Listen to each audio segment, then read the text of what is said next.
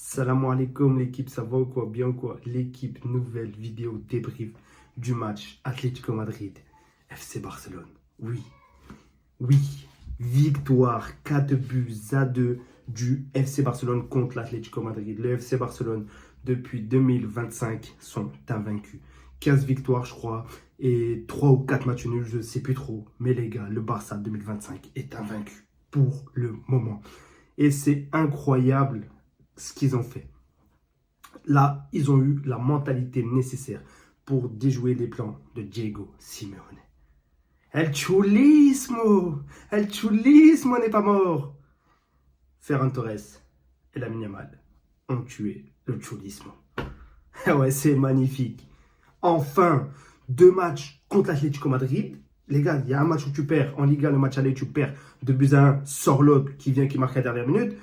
Le match en coupe, en Copa del Rey, tu fais match nul, 4-4. Wow, sort l'autre qui marque encore. Et là, sort l'autre qui marque encore. Sort l'autre, t'as quoi contre le Barça? Par contre, contre le Real Madrid, tu rentres, mais tu marques pas. Mais contre le Barça, oui, sort l'autre, tu veux marquer. Mais en tout cas, le nécessaire a été fait, les gars. Égalité de points avec le Real Madrid, avec un match en retard. Et tu es à 4 points d'avance sur l'Atlético Madrid. Les gars, il reste une dizaine de journées pour que le Barça soit champion. C'est le match, pour moi, le plus difficile qui reste à jouer.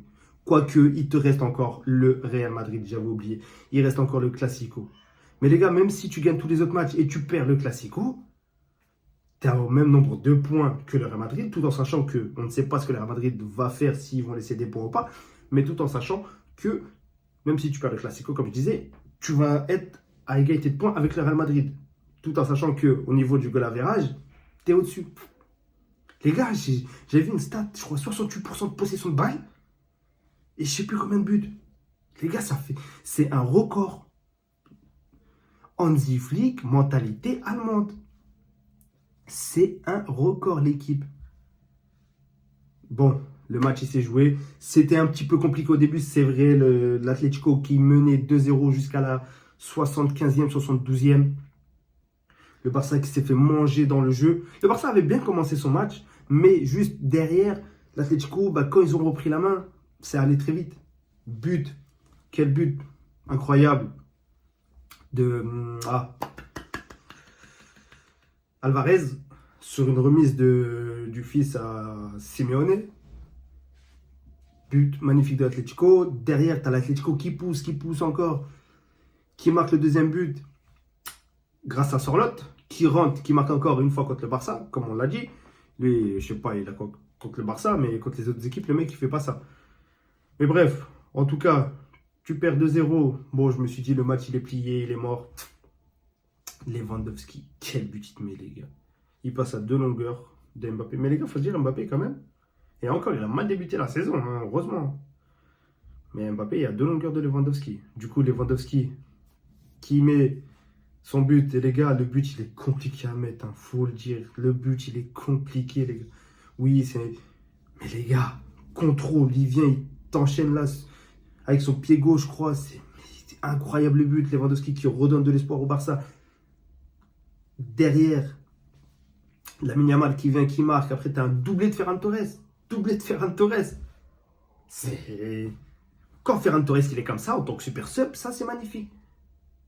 Après, au niveau du match en soi, voilà, l'Atlético a beaucoup dominé. Le Barça, c'était un petit peu moins bon en défense. Ça s'est fait déborder, surtout Jules Koundé, Balde qui montait plus que ce qu'il défendait.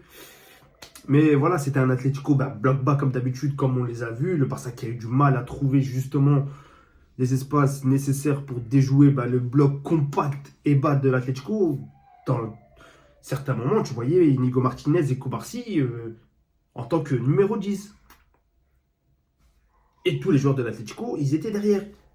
Tu avais une ligne dans la surface, une ligne juste devant la surface, et tu avais Alvarez qui... Et pour un attaquant, c'est dur, les gars. Il faut se dire que c'est dur de courir 80 mètres quand tu es dans tes camps, et derrière, tu dois courir 80 mètres. C'est pour ça que Alvarez, il fait une très bonne saison avec l'Atlético. Il fait une très bonne saison, et on l'a vu encore sur le but. C'est vrai que c'est un but facile, on va dire, entre guillemets, parce que voilà, il a juste à la pousser dans les cages sur la remise de Simeone. Mais voilà, il faut les mettre, ces buts-là. En tout cas, l'Atlético, c'est une équipe qui est très difficile à jouer, qui nous a malmenés pendant 75 minutes de jeu. Après, il fallait des étincelles. Hein. Après, c'est vrai qu'on va reparler aussi de l'arbitrage, parce que les gars, même dans ce match-là, l'arbitrage, il était à revoir. Il n'y a pas de grande faute. Mais c'est vrai que sur le but, le deuxième, il y a main. On va pas se mentir. Pour moi, il y a main. Objectivement, la main, elle est décollée, elle est comme ça, elle dévie le ballon. Donc forcément qu'il y a main. Après, il y a eu une action aussi litigieuse dans la surface du Barça sur Inigo Martinez qui accroche, je crois que c'est Simeone ou je sais plus, ou Alvarez, je sais plus c'est lequel. Mais c'est vrai que derrière, il n'est pas tombé. Mais est-ce que il faut tomber pour gagner un penalty? Donc si c'est ça à chaque fois, il ne faudra pas s'étonner que les gens viennent et tombent à chaque fois dès qu'on les touche. Après, c'est vrai qu'il y a eu une action aussi, Koundé, voilà, c'est vrai que... Mais le Simeone l'a cherché aussi.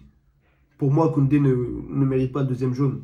Parce que l'autre provoque, c'est vrai que c'est difficile de se dire, oui, faut se taire, faut truc. Mais c'est difficile, les gars, quand tu es provoqué comme ça. C'est difficile. En tout cas, voilà, le Barça l'a fait. Le Barça a gagné 4-2 et a mis une fin à ces matchs contre l'Atlético.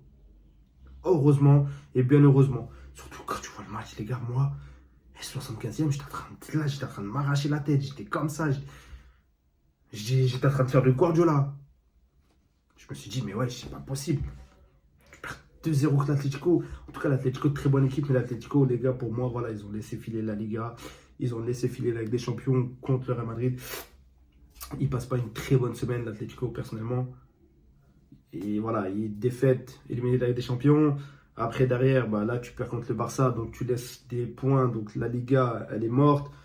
L'Atlético, bah, il leur reste la Copa del Rey, match retour contre le Barça. Et c'est le seul titre que l'Atlético joue. Mais en tout cas, l'Atlético, c'est une équipe qui fait très mal et qui est très difficile à jouer. C'est très compliqué, surtout quand tu es chez eux.